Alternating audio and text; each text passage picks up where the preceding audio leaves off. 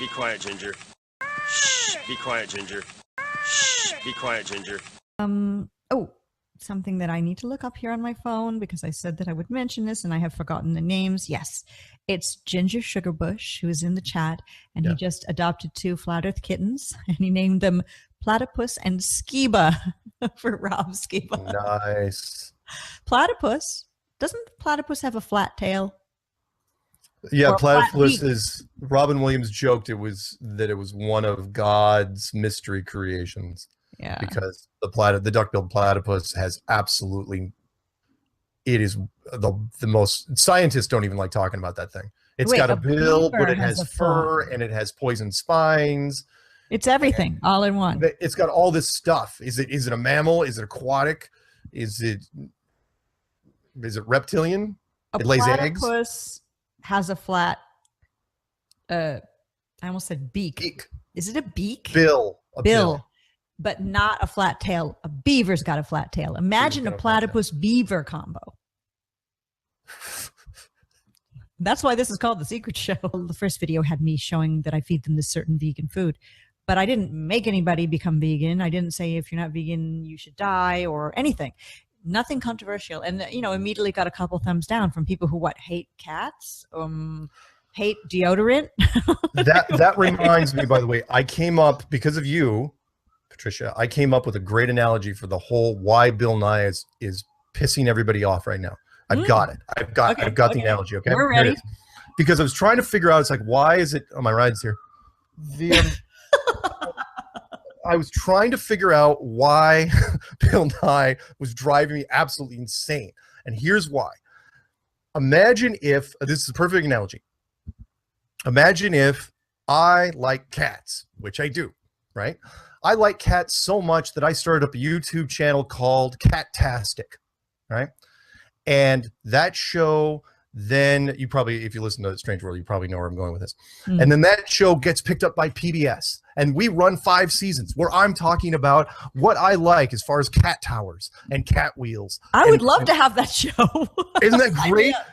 But the point is, and for 5 years, I talk about on PBS, it's like, I'm just happy. I'm sort of like reading Rainbow for cats, right? I'm the LeVar Burton of cats.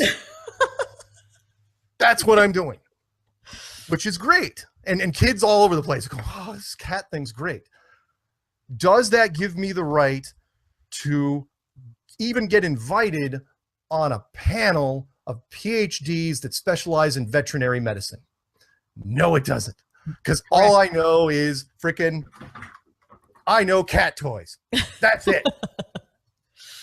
That's it, right? Okay, so this is where it gets weird. So, but here's the thing. Those PhDs that specialize in veterinary medicine, they're super boring, and they got big sticks up their asses. And nobody wants to talk to these guys. Oh, he said asses. This is parental guidance is suggested. Is advised. So these guys are really boring. And so what they do is they bring me on every once in a while just to be kind of the funny guy with the cat toys, right? And then something weird happens. They notice that the audience and the media respond better to me than they do the PhDs. Because the people, I hate to say this, we've come to that idiocracy point in our lives, the movie, whereas like people relate better to the guy with the freaking cat toys than the guy that specializes in everything about the feline anatomy. And then the slope turns very, very slippery because then the media slowly but surely, who gets invited on the panels now? I do. And less of the veterinary medicine guys. And then they figure, well, you know what? Just read these lines. They just feed me the pages. Here, we want you to talk about this. Be yourself, blah, blah, blah. And then sooner or later, it's just me talking about veterinary medicine, even though I have no reason doing it. That is Bill Nye. Bill Nye. You're right. And even more so, this carrying it further, then you're on a panel talking about global warming when really all you know about is cat toys and cat treats. Oh, yeah. And I'm just using the simple version, which is me, cat toys, veterinary medicine. He's on a panel with Neil deGrasse Tyson talking about quantum physics. Now, granted, he's just keeping his mouth shut most of the time because he doesn't know anything about quantum physics. but he's over there. His face is over there in the freaking jacket and bow tie. And that's why, again, it's laziness by the media. I know if you're a media person, you don't want to take the risk and get a guy from MIT or Caltech or Stanford. You don't want to drag him into the studio and hook him up with Skype because you're so afraid he's going to be like, yes, that would be correct. What else would I say? You know, because you're afraid they're going to do bad on camera. You know what you get with Bill Nye. Bill Nye's going to be there, and he's just going to half-ass his way through it. Yeah. He's going to be like, oh, you know, my favorite type of weather is sun. It's awesome. We asked you about the cloud formations preceding a tornado, but that's fine. If you want to talk about the sun, that's good. We're going to let it. He's never going to go rogue during a show. No. Ridgeview says you're really onto something, Mark. With what? The Bill Nye thing? Probably everything. Well, no. The Bill Nye. Thank you, by the way. And again, the Bill Nye thing. He meant the Bill Nye. Let me take one more shot at Bill with this, and that is, here's the difference between Bill and a whole lot of other people.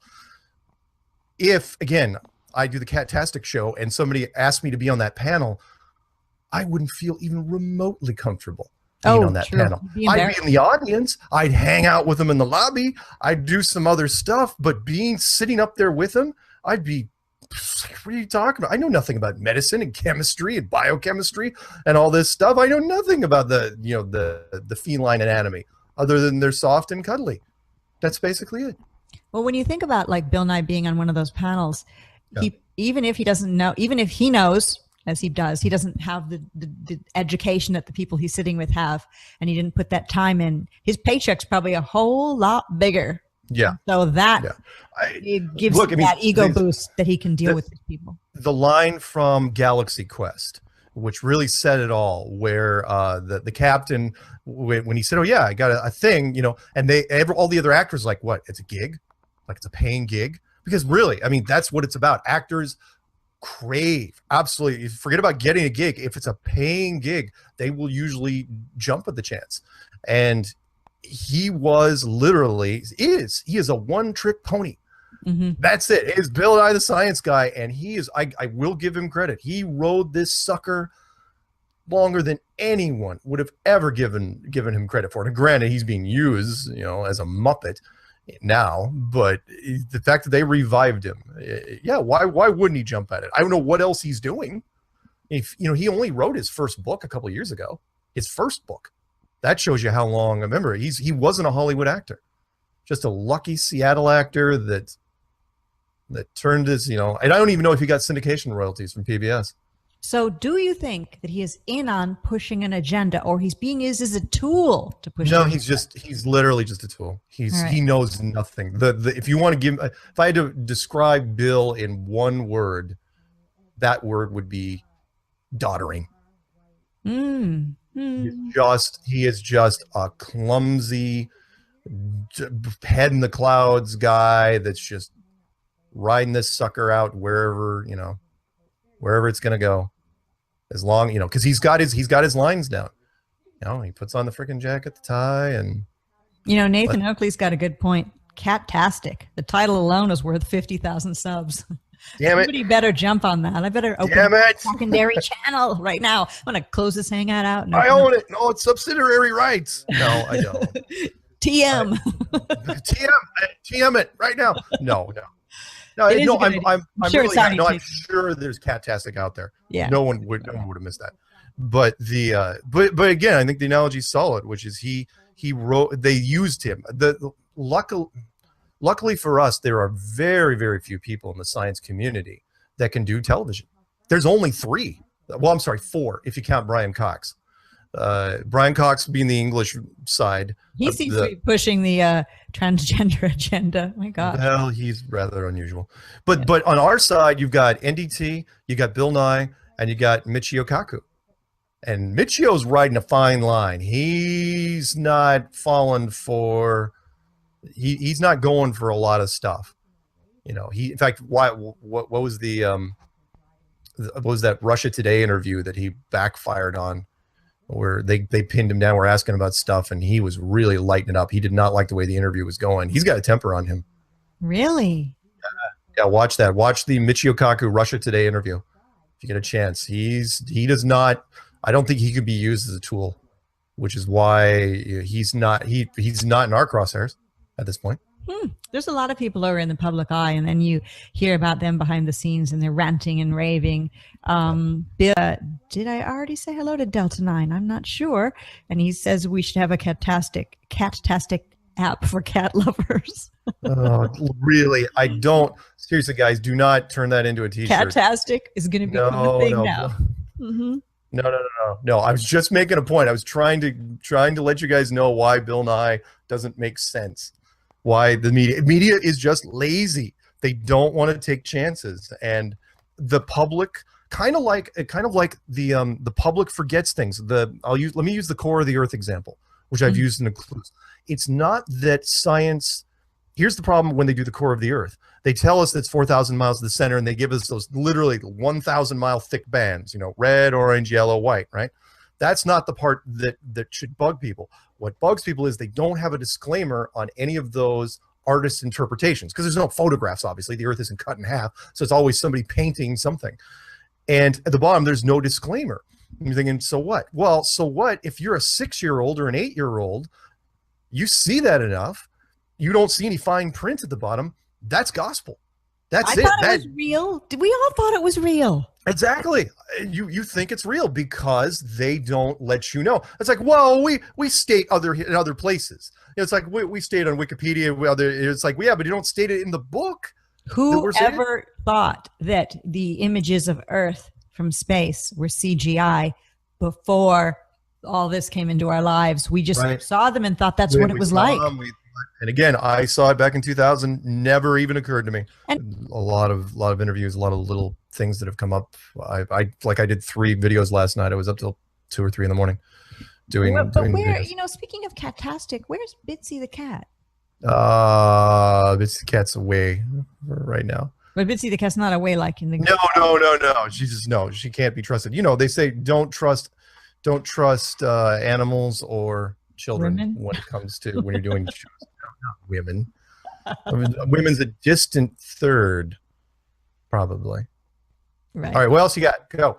Ginger Sugarbush says his kittens, Platypus and Skiba.